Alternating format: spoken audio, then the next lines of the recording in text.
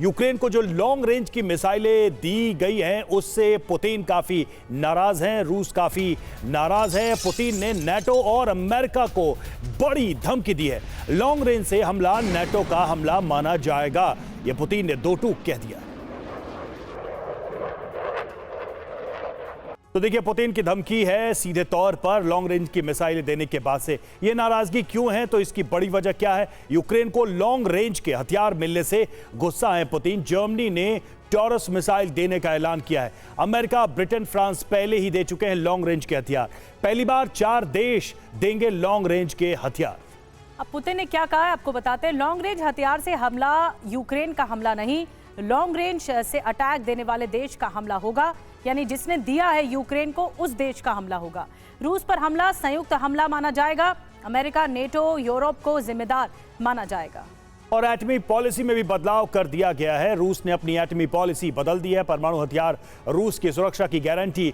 रूस के अंदर हमला हुआ तो न्यूक्लियर हमले मुमकिन है। एटमी हथियार का उपयोग संप्रभुता की रक्षा का अंतिम उपाय है। सिंह सर, कहीं ना कहीं सबके बीच में एक चीज देख पा रहा हूं और मैं चाहता हूं कि आप उस पर कमेंट करें। इन सब के बीच ज़ेलेंस्की को शायद यह पता था कि आज नहीं तो कल रूस नाटो और अमेरिका के टकराव की स्थिति में होगा यूक्रेन को लेकर। तो जो बीच में हुआ उसको सिर्फ गुजार देना था और ज़ेलेंस्की ने वही किया। आज देखिए स्थिति वही है।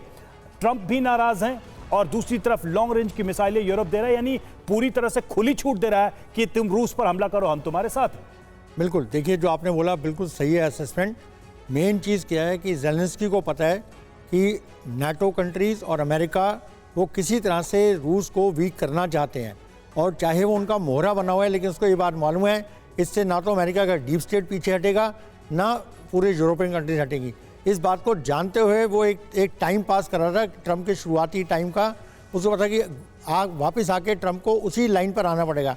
जो ट्रंप आ गए हैं, ट्रंप की जो खींच है, जो उनका बयान आ रहे हैं, वो इसी बात से आ रहे हैं कि जो वर्ल्ड को दिखाना चाहते हैं कि मैं पीस मेकर हूँ, मैंने वॉर रुका दी है।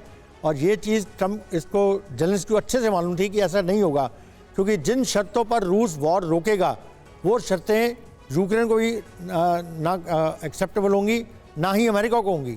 तो ये बात जानते हैं कि वो अच्छे से रशिया के प्रेसिडेंट पुतिन को समझते हैं, क्योंकि दोनों देखिए एक ही रूट से ऊपर आए हैं, ज़ेलेंस्की और पुतिन। तो इनको आपस में मालूम है कि जो पुतिन की रिक्वायरमेंट है अगर वो पूरी नहीं होगी तो पुतिन उसको मानेंगे नहीं। इस बात को भली भांति जानते हुए वो सिर्फ एक समय पास कर रहे थे। उनको मालूम है आ जाके फिर टकराव की स्थिति आएगी, और यही हुआ है।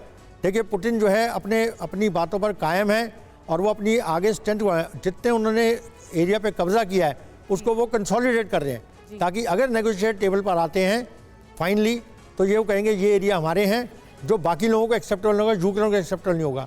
तो ये टकराव की स्थिति बनी रहेगी।